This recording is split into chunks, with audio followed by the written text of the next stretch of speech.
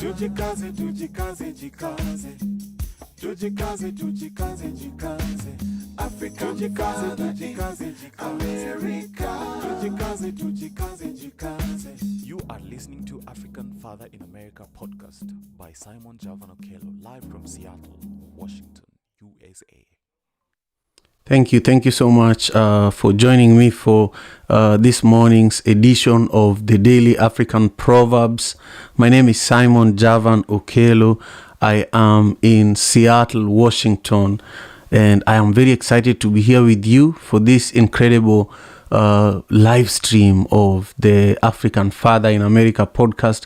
We are live streaming on YouTube, but we are also recording this for the audio version of the African Father in America podcast. This podcast is recorded every Monday to Friday at 6 a.m. Pacific Standard Time. And, today I'm coming to you live a little bit late. I didn't plan really well today. So I love having my coffee when I'm live streaming.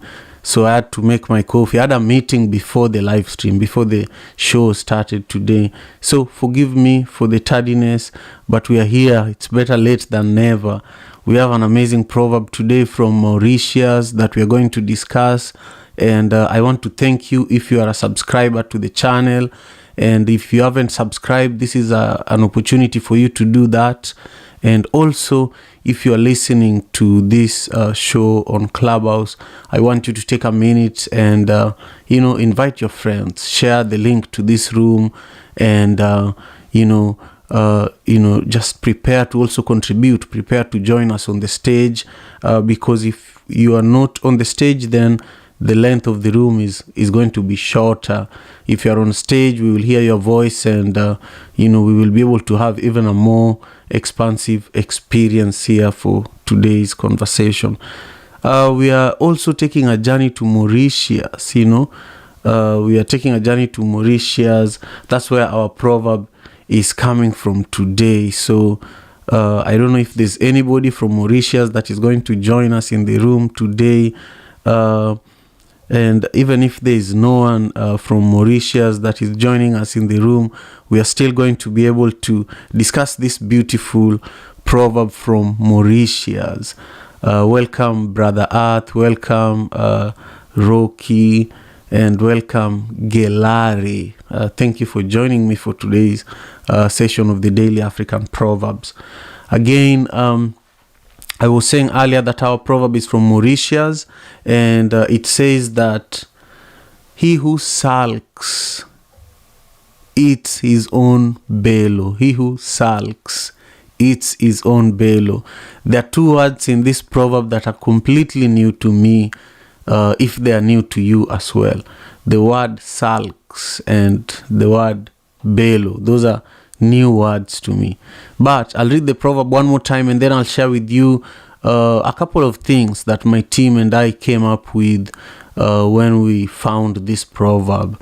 We have three nuggets that I want to share with you, and also we have a lot of incredible news and some of the recent happenings that we want to share with you as well.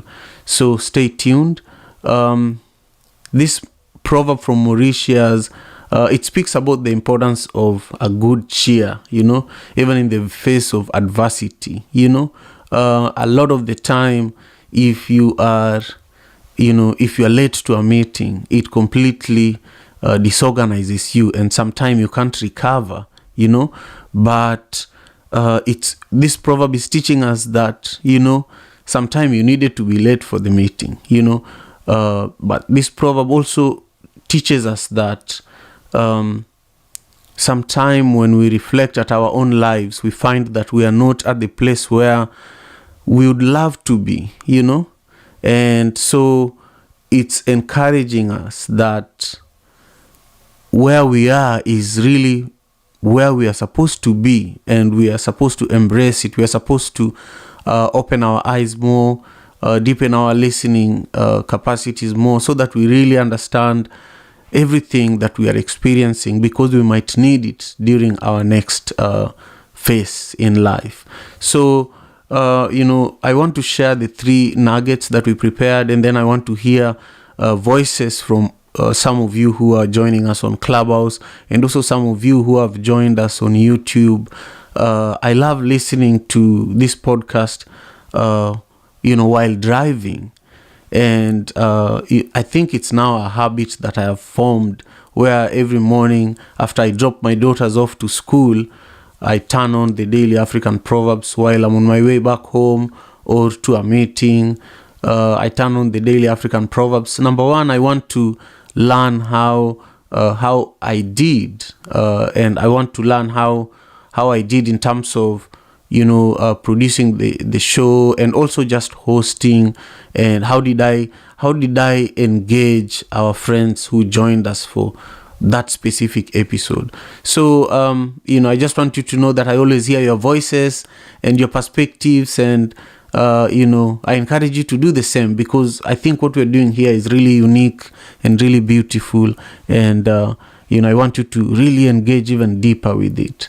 So the first takeaway that I want you to consider when you hear "He who sulks eats his own bellow," I want to share these 3 nuggets, and then we are going to bring you all on stage. I just want to check. We are still just here with you, Brother Arth. I see Stella, and Gelari is also here.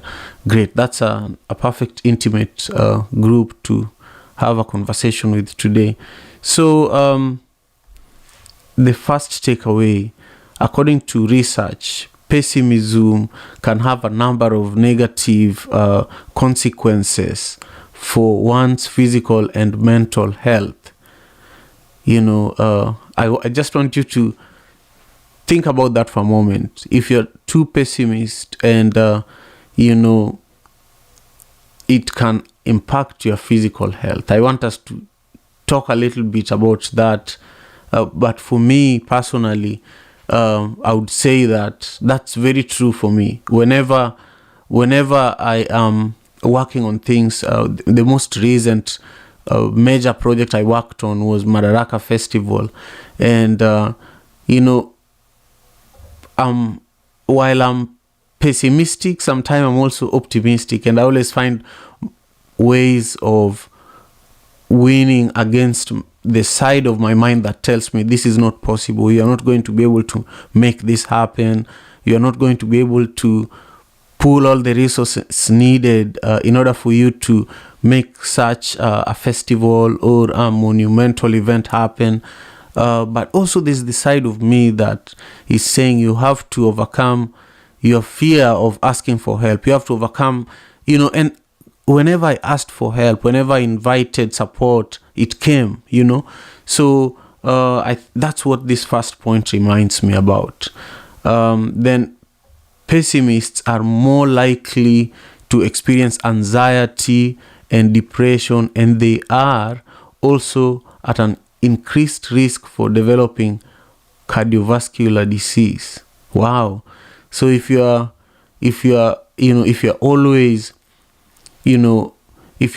putting yourself in a situation where you're not encouraging yourself to be more optimistic, to be more hopeful, it's actually problematic. This is serious situation here. Yeah, if you're too much of a pessimist, you can have real problems, anxiety and depression, and they also you can easily also increase your risk of developing heart disease. Those are some serious health issues, and I encourage you to really reflect on where you are. Reflect on where you are in regards to, are you really a pessimist or are you an optimist? Are you always trying to do what this proverb is telling us? He who sulks eats his own bellow. So it's really reminding us that we have to find ways of overcoming our side of being pessimists. I want to hear your voices in a moment. I want to hear what Stella has to say about this. But here is our final takeaway that says that pessimism can also damage relationships and lead to social isolation. Yeah, that's true. If you just feel that you can't do anything, then I can definitely see you isolating yourself and putting yourself in a situation where you're not, if you're alive as a human being, you have to do something in order for you to have what you want to give, and it's being hopeful and overcoming pessimism is a really important part to sustaining relationships, because if you have friends and they're always just telling you of all the great things that they're doing, and for you always feel like you don't even want to share what you're working on. It might not be at the scale of where your friends are, but you should still talk proudly about it, because everyone is on their own journey, So I feel that this is also something this proverb is reminding us about, that it doesn't matter where you are on your journey, but I think talking about it can help strengthen your relationships and also help build your level of optimism and just enthusiasm about life, because many times, especially when I was working in the corporate world, 9 to 5, leaving my house early in the morning, before 5, sometime at 5, and then coming back home a lot of the time after 5, and sometime even after 7 p.m. And so, and then now being able to spend most of my time with my kids, do some of the projects and, events like Madaraka Festival, run some of the shows like the one I'm hosting right now, and recording this podcast. I would have never been able to do that if I was working 9 to 5. But I had to find a balance. I had to find a balance of not having a stable income and not knowing when the next paycheck is going to come through, and just being confident that I have something to offer, and I'm going to be that way, and I'm going to raise my girls knowing that I'll find a way. And so I feel that this proverb is really, really important, similar to all the proverbs we discuss here every Monday to Friday. So I encourage you to comment on my Instagram if you haven't engaged with me there. It's at Okello Javan, and you'll find this proverb there.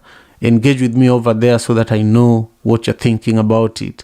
Now I want to bring other voices to this conversation.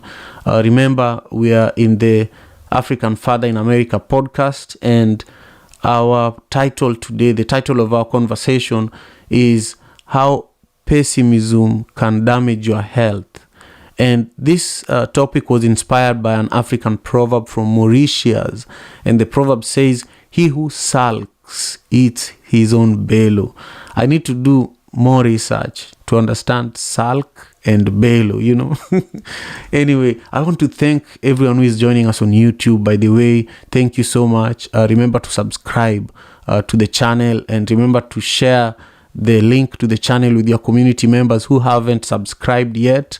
And also, if you are listening to the podcast on Clubhouse, or if you are on other audio platforms, make sure you subscribe. You can actually subscribe to the African Father in America podcast on number one place I would actually encourage you to do is Apple Podcasts. We are seeing a lot of growth on Apple Podcasts, and we are a 5-star rated podcast there. And today is our episode number 255. So we take this work seriously, and I love doing it, and I just want you to be a part of it, support it, be engaged. Let me know if you want to be a guest. We want to continue growing this together.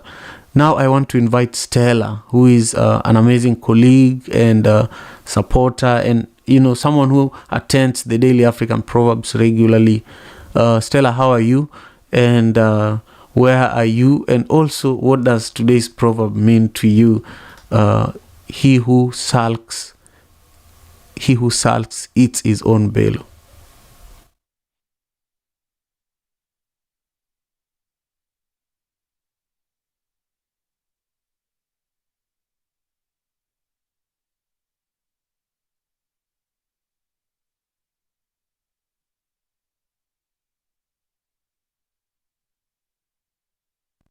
be positive even when the situation seems like it's not what you expected, because sometimes you can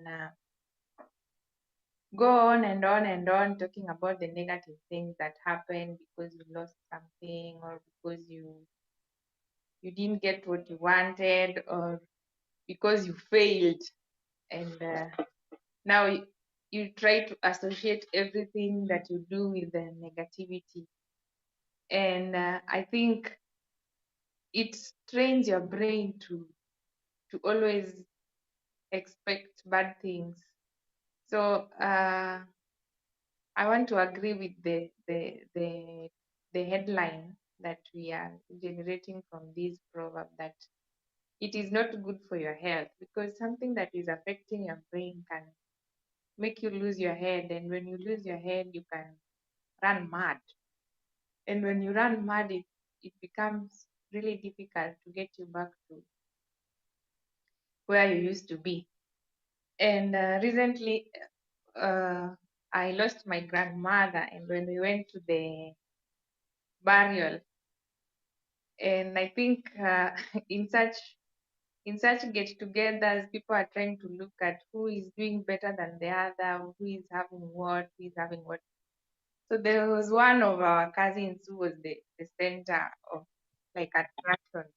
Everyone wanted to know what's wrong with him. So we were like trying to look at it critically, because his health has really deteriorated. And actually, when you could talk to him, you could see that he is not hoping for anything good for himself. So yes, I think it can affect your health, and you can end up going down when you could have just kept hoping hard that things will get better and life gets better eventually. Otherwise, thank you.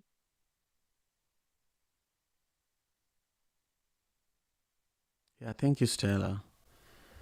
Yeah, it's great that you guys even showed concern for your cousin. Some families or some places, people don't care how other people are doing. So I really like that. Earlier on, my audio was not good. I didn't realize that. Is it better now? I just want to check Yes, with you. it's good. Okay. All along, was the audio okay from the beginning of from the moment you joined? How was it sounding? I noticed that I had not connected something. There was a little bit of echo, like you are in a hall, but it's Okay. better now. Okay. You coming through more clear now, Simon. Okay. Yeah, I use a audio interface, and it has Bluetooth. So the Bluetooth was off, so you could not hear me, better. But there are so many touch points when it comes to podcasting, and I can't wait for Stella and I to actually share a project that we are working on, around podcasting. Over the next few weeks, we will start talking about it. But there are so many touch points in podcasting that you miss something, and just like in life, you miss something, and the quality of audio, with audio platforms, it's the quality matters a lot. The quality of the conversation matters a lot too. So whenever you hear anything wrong with the sound, tell me immediately, because I want to make it as crisp as possible. I also just want to welcome Glenn. I want to invite you all, Stella and Brother and Rocky. Take a minute, invite one or two people that can join us for this conversation. We are here, we are discussing an amazing African proverb. And this proverb is from Mauritius, and it says that he who sulks eats his own bellow. He who sulks eats his own bellow. And Stella just shared with us her perspective about this proverb. This proverb inspired today's topic, which is how pessimism can damage your health. Brother Earth, share with us your perspectives briefly. Peace and love, family. This is Brother Earth. I'm in the North Carolina territory, and gratitude, Simon, for the platform. Always sharing the wisdom of the ancestors with us. And when I hear the proverb or the title to the room, there's three things that kind of come to mind. The first one is, as a man thinketh, so is he. So, if you constantly thinking or focusing on negativity, that's what's going to manifest within your life. The second thing it makes me think about it, in the Moorish Holy Quran, it says, doubters of thy own rising. So, a lot of times the negative thinking, the doubt, the pessimism that's within inside of us is actually of our own raising because for whatever reason we allow our thoughts to grow negatively, and understanding that the mind is like a garden, and whatever you let when you allow negative seeds to just do what they want to do, or negative thoughts to do what they want to do, they run rampant, and it takes constant guarding to keep your mind and thoughts pure. And the third thing that I would say that this proverb reminds me of is your attitude defines your altitude. You know what I mean? If you're all the time thinking on a high vibration, moving on a high vibration, you tend to have high vibration energy. But if you constantly, again, focusing on the low end energy, or woe is me, don't nobody like me, what have you, you're going to constantly feel low. And actually, like you said, start taking an effect physically within the body. So that's why it's very important that we mindful of our thoughts and keep everything on the up and up. Peace and love, family. It's Brother Earth. Thank you, Brother Earth. I love some of the nuggets of wisdom that you shared with us. Your attitude defines your altitude. I love that. And also, I love how you shared with us that the mind is like a garden. If you plant negative things, that's what is going to grow in your mind. If you plant positive things, that's what's going to grow. I love that.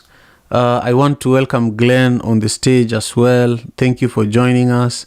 I want to share with you that we gather here Monday to Friday at 6 a.m. Pacific Standard Time, and we talk about African proverbs. We try to understand what it is that our ancestors who left these proverbs behind were trying to say with these proverbs. So today we have a proverb from Mauritius, and we are looking at what it means. So we've been hearing different perspectives, and the proverb says, "He who sulks eats his own bellow." And I would love to hear what your own interpretation of this proverb is. Glenn. I can tell you that, and I have another idea as well, but it's just my experience. I'm glad to be here. Thanks for having me here. I've been in your room before, and because I can see that I'm a member there, so I must have paid attention to a conversation before and felt good about it. But I've been in Clubhouse for a while, so I don't quite remember which topic it was. It's interesting because I'm doing a little bit as a hobby. I'm doing a little bit of study on right and left brain. I'd like to just introduce a little bit of my connection to the proverb, if that's okay. Yes. All right? Carry on. Yeah, Yes. okay. Just so you understand. So there's a famous psychologist, and he's also with a neurophysician's background. His name is Ian McGilchrist from the UK. He's famous if you want to look him up. McGilchrist is in Christ, Ian McGilchrist. But anyway, he has a very positive philosophy of how we can use our brain better, the right brain being emotional, creative, imaginative, intuitive, right? All of the things that don't appear to be rational, but as he claims, are in fact an integral part of rational thought. Logic being misconstrued as equal to rational, but really only one component, along with all of those others. And logic is the left brain. And one of the things he says, and it's very short script, and I'll read it to you, and then I'll give you my opinion because it's very short. It won't take very long. I have it here. Um, what he says about pessimism. It's interesting, and just a seed to plant, but not against anything. Just I love these different and new thoughts. Although relatively speaking, the right hemisphere takes a more pessimistic view. It's more realistic. There is evidence that those who are depressed are more realistic, including in their self evaluation. Even schizophrenics have more insight into their condition in proportion to the degrees of their symptoms. This evidence is not because insight makes you depressed, but because being depressed gives you insight. Now, I'll just leave that to sit for a moment because I actually think it's quite beautiful because it's deep and self-reflective and not necessarily a harmful consideration. It belies the idea of respect for those who are pessimistic as well. So I do like it. It means that I won't judge my brothers and sisters who are more pessimistic, even if I believe that it's better for them not to be. I'll understand that there's value in them being that way and not just being pessimistic. They're not locked in a box. So I wanted to bring that up because I think that's a different way, and I really like thinking in different ways. So I believe, yes, that what ends up happening is that uh, growing is impeded by pessimism. I believe that those who choose, including myself, the pessimistic track are on a one track, and that track doesn't change. It predisposes me so that I won't make change. And growth and change are synonymous with one another. So, how it damages my health, it prevents me from growing. So there's my long-winded thought. I'll leave it at that for now, in fairness to everybody else here. And I thank you again. I love being here, and I love the topic. Wonderful. Thank you. Thank you so much for being here. And your contribution was beautiful.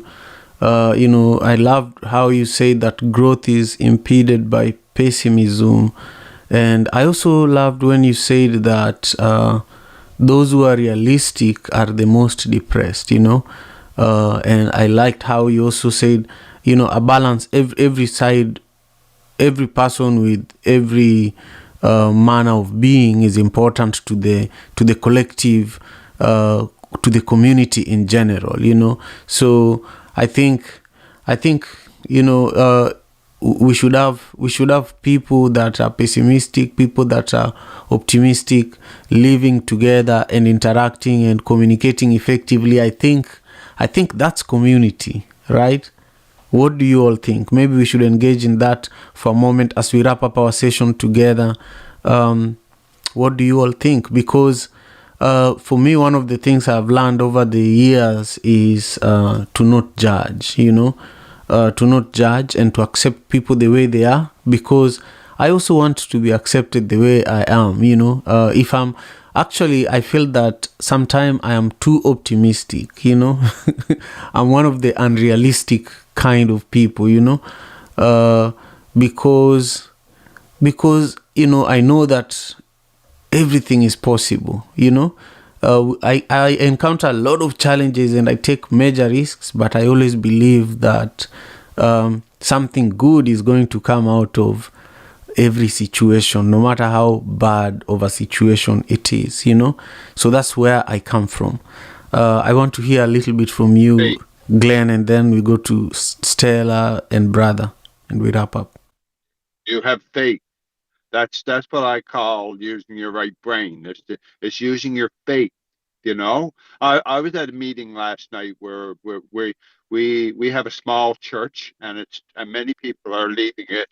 Uh, to sign up at times, and I was at a meeting last night where everyone was concerned and afraid, but there's a part of me that has faith.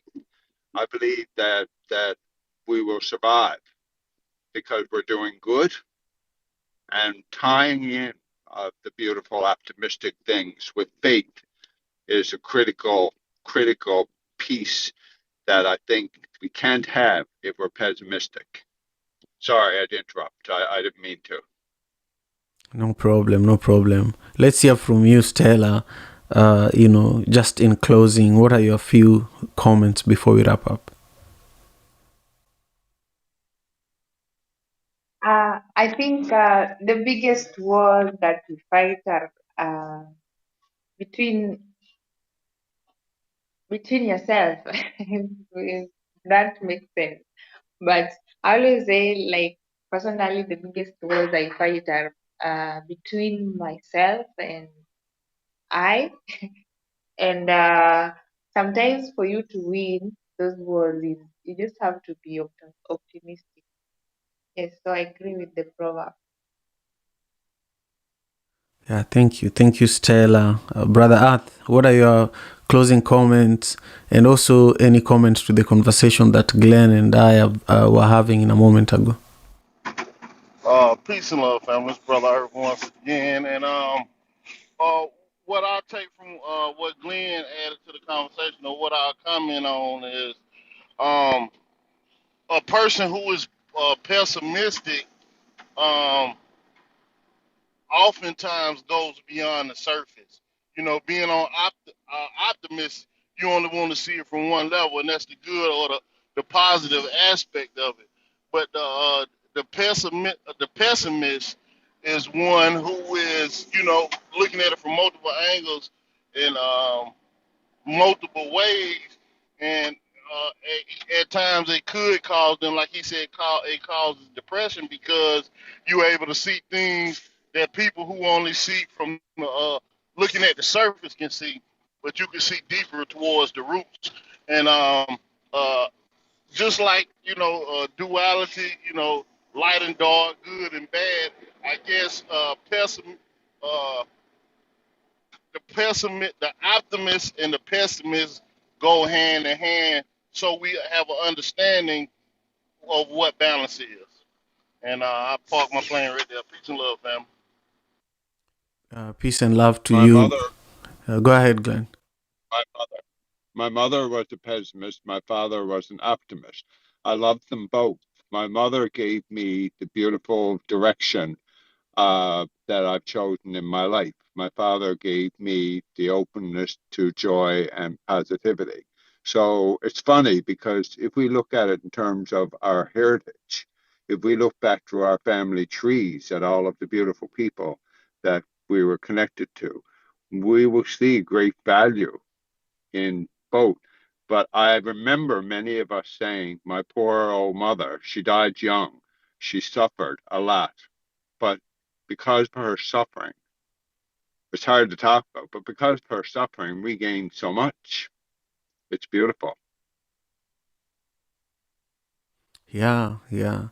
That's what Christians say about Jesus too, a lot of Christians say how Jesus died for their sins, and many children can also say how their mothers especially died in order for them to be able to survive, in order for them to be able to the sacrifices that our mothers go through.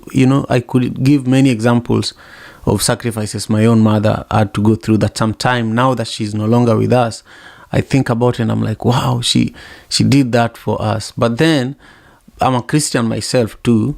I was raised in a Christian household. So but also I have Muslim family members, so I'm very diverse, and but also I relate with Rastafarians, I relate with African spiritualists, and I just want to believe that God is everywhere, and we are all pieces of the God that we are always looking for, but really our mothers are a big part of that creativity, the creation process, And I really believe that there's something special about them. I think I should stop there, and and just thank you all for making the time. Our conversation here for the Daily African Proverbs, I take this also as a spiritual conversation, because I personally get a lot of nourishment every time that we have this session. So sometime, earlier on in the production of the Daily African Proverbs, I used to be running around the house so that I can be here exactly by 6 a.m. so that I push that record button, boom, right at 6 a.m. But I used to be so stressed by the time I'm hosting this show. And now I'm at a place where I'm a little more relaxed. Even if I'm a few minutes late, I just want you all to be aware that sometime we might start at 6:02, 6:05. We might even start at 6 exactly. But I just want to relax and enjoy this process, because what we are doing here is really special. And in the spirit of what this proverb is saying, and in the spirit of taking care of ourselves, I just want you to know that you'll be seeing a lot of the authentic me going forward. Just, much more relaxed. And I want us to make a difference through this Daily African Proverbs. It's not easy to get to 255 episodes. We have over 120,000 downloads, and so it's not possible without the community of people who have been listening to all these episodes. So I just want to slow down and enjoy the process.